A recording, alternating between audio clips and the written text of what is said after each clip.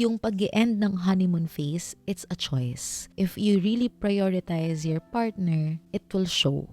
You're still devoted, you're still committed. Yun nga lang, since it's a relationship, it's not manageable alone. Kailangan pareho kayo who's doing the hard work together. And when it's like pareho kayo putting in the effort in the relationship, even if parang sa una hindi siya nakakakilig, when you do it, the feeling comes back. That's what happens na hindi nag-end yung honeymoon stage. That's how we stay in love.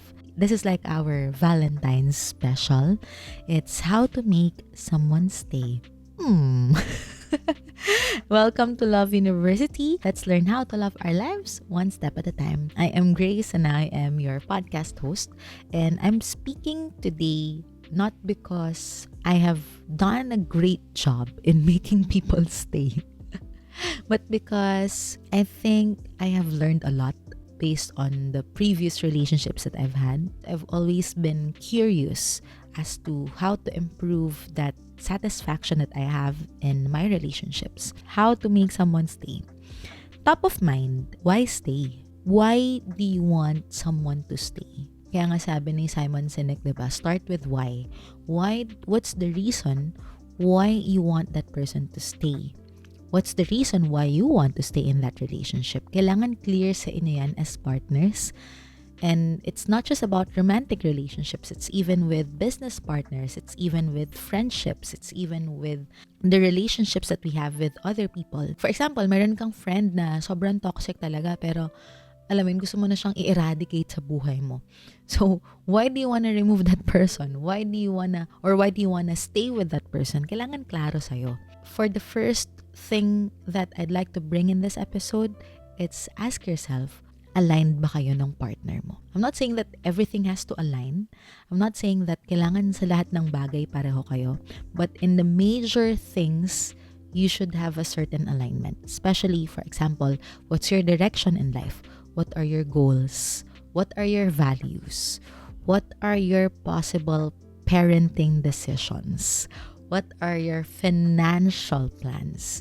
Diba? What are your health goals? Mga ganyan. Kasi you will influence each other, and I think you've seen this post a lot of times that the most important investment that you will make in life is your partner. So choose wisely. So why stay? Yan muna yung sagutin yung tanong before we proceed with the next steps. So write it down in your notes. Bakit nga ba? The next thing is that we're gonna jump into the actual things that I can think of right now. And the first thing to make someone stay is really applying the golden rule. Ano ba yung golden rule? So it's simply treating others as one would want to be treated by them. So reciprocity, or don't do unto others what you don't want them to do unto you. Diba? Ako personally, ayoko nung ninanag ako ni mommy, lalo na kapag sobrang aga, diba? Parang, mommy, wait lang. So at the same time, I don't wanna be a nagger in the relationship. I don't want to pester my boyfriend into not just physical nagging or verbal nagging, mayroon ding digital nagging. Alam mo yung hindi lang nakareply ng 1 minute tapos pinaulanan mo na siya ng inarmalite mo na siya ng message. Nasa ka. Digital nagging.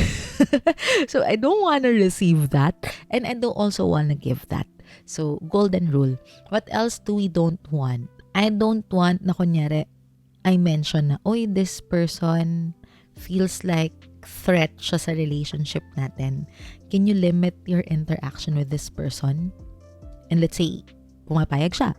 Pero ikaw, nung sinabihan ka nung partner mo na, uy, pwede bang limitahan mo yung interaction with this person kasi medyo I feel uneasy about that person. Pero ikaw, nagdahilan ka, hindi, kaibigan ko yan. Parang, bakit pag sa kanya, kailangan na mag-apply, pero para sa'yo, hindi. It's sort of unfair. And so I think the golden rule is there as a golden rule for a reason. So assess yourself, what are the things that you want to happen in your relationship and that you don't want in your relationship or your partner to treat you. And tanongin mo yung sarili mo, maa-apply mo rin ba yun sa'yo? Diba? Golden rule. The second thing, you should be ready for the difficult conversations. Ano yung kabaligtaran nun? Ang kabaligtaran nun is kinikimkim mo yung mga alam mo yung maliliit, it's the small things. Ito yung mga bago kong hashtag ngayon, it's the small things. Sometimes yung mga maliliit na bagay na you feel like it's too small not to mention, but it's been bothering you. I look at it as if it's like a poison. Small dose lang. Tapos, yung mga maliliit na nakaka-bother sa'yo, na-realize mo, dumami na pala siya. Na-fill up niya na yung buong puso mo when it comes to that relationship. And then, one trigger, boom, sumabog ka. Diba? It's so ugly, it's so chaotic. How do I know? Because I've been through it. That's why I realized, kapag maliit pa lang yung bagay, yung nagbabother sa'yo, i-mention mo na siya kagad. You have to bring it up right away. Even if it seems like it's so trivial or it's so small. The reason why we don't bring it up is parang hassle eh. It's like a difficult conversation pa eh. So, you have to talk about it as early as you can so that it doesn't explode when it seems so weird na parang ito lang naman yung trigger pero bakit ang laki ng reaction? Well, because may maliliit na poison na toxic na na-build up sa heart. That's why nag-explode na lang siya one time, big time. And it also involves, talking about yung kaninang, do you have the same goals? You need to have the difficult conversation of really asking, ano ba tayo? Of really asking, what are our goals in life? Are we aligned? So that maaga pa lang, you can try to assess how you can have a workaround or how you will manage going further, diba? So have those difficult conversations. And I really love how the Love Connect podcast, sila Kosho couple, hello to Sis Love and Bro Juice, they have this term called care front, wherein, yes, we bring up the things that bother us, but we have to do it carefully. That's why it's care front, carefully confronting. Ask yourself right now, what is something that's bothering you, whether it's a small thing or a big thing, that you need to talk it out? Because kung nagsistay nga kayo, pero hindi nyo naman pinag-uusapan yung elephant in the room, sooner or later, bubulaga pa rin yan sa inyo. And it's better, ako the way I look at it, it's like regularly going to the doctor to check kung saan ka merong mga possible deficiencies, possible problems, para maliit pa lang siya, masimulan na agad yung treatment. Hindi yung stage 4 na pala, wala na palang turning back. The problem here though is, dito mo rin kasi makikita kung gaano ka-committed yung partner mo sa'yo. Kasi I realize na kapag willing siya to work on these small things, they're willing to take the relationship further. Pero if they're not really willing to work on those, that gives you a massive red flag na, teka lang, bakit hindi siya willing to improve our relationship? So mag-isip-isip na tayo, diba? Third step, okay, first step is the golden rule. Second is have the difficult conversation. Hindi ko sinasabi mag-away, kaya I'm just saying na you have to confront things when you're kalmado na. The third one is be present. Right now, we're consumed with our phones. So we have to set aside some time na hindi natin kasama yung phone and ang kasama natin is yung partner natin. So, it doesn't have to be all the time, but perhaps there is a dedicated moment for both of you, whether it's like your coffee time, it's your meal time, or it's your after meal time, or maybe it's before bedtime for those who are married, diba? You have to have those moments na you are present in each other's lives. Not with your phone, but with each other. So the fourth one is not about the relationship. How to make someone stay is by continuously improving yourself.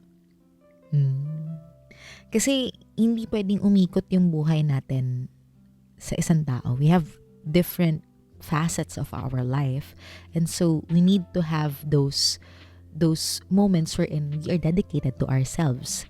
And the tricky thing here is, what if you improve yourself and the other person cannot keep up?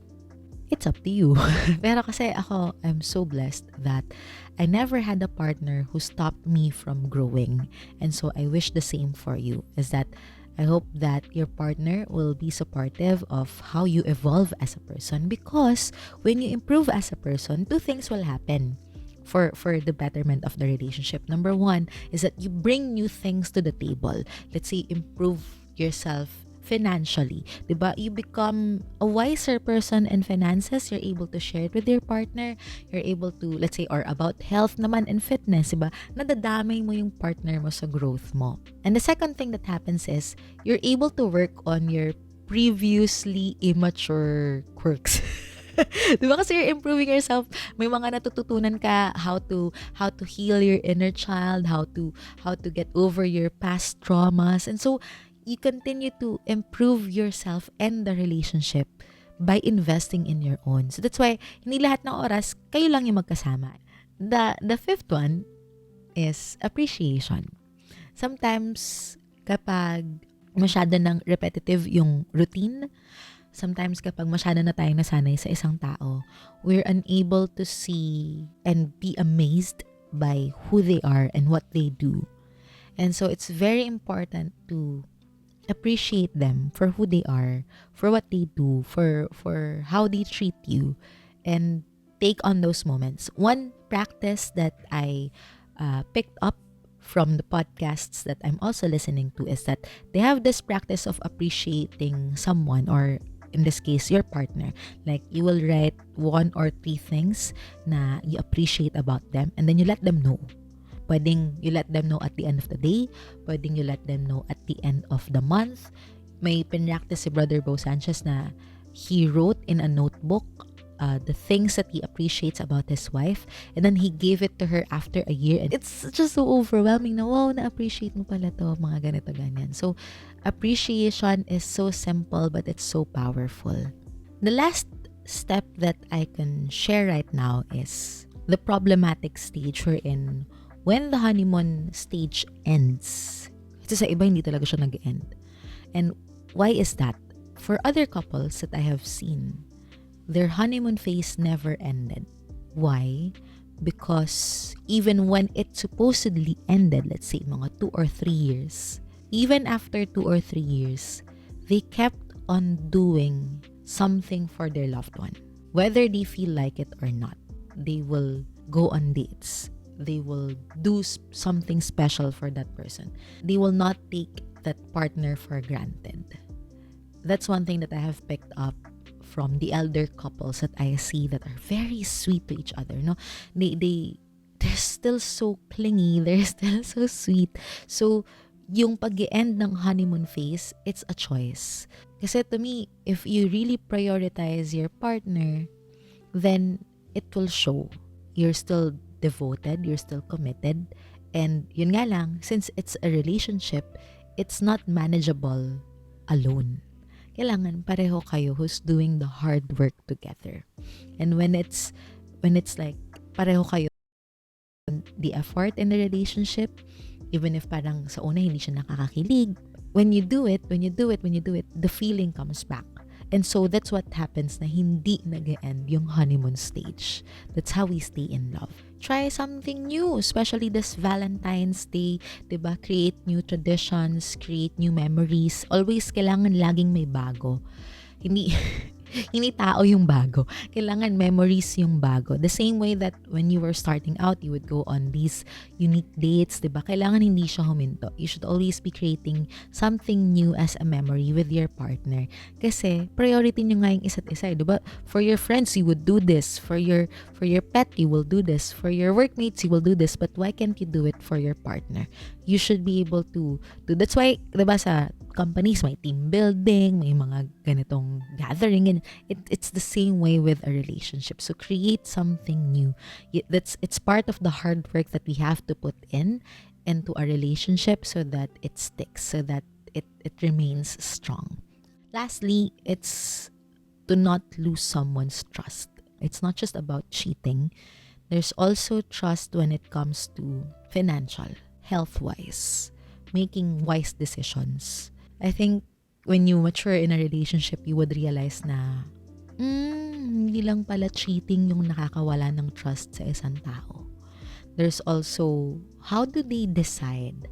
How do they make decisions? How do they plan for life? You have to constantly talk about those things, and going back to the difficult conversations. Kaya ako siya inuna yung difficult conversations, because it's the foundation of having open communication in your relationship. And so take care of that trust that was given to you. So those are, I hope I'm able to share some helpful tips with you so that you can stay in love, plan out your Valentine's date together, and have a very meaningful relationship. And always remember to go back to the first question I gave. Why should you even stay? Why are you staying? Or why do you want them to stay? I hope that will give you a lot of room to think about your relationship right now, whether it's romantic or whether it's a friendship or whether it's for work or business. All right. So thank you so much for requesting this podcast episode, LA Tan. If you have podcast requests, just mention me on your IG stories at IG at Grace Rubies with an underscore. And this has been Love University. Thank you. Bye.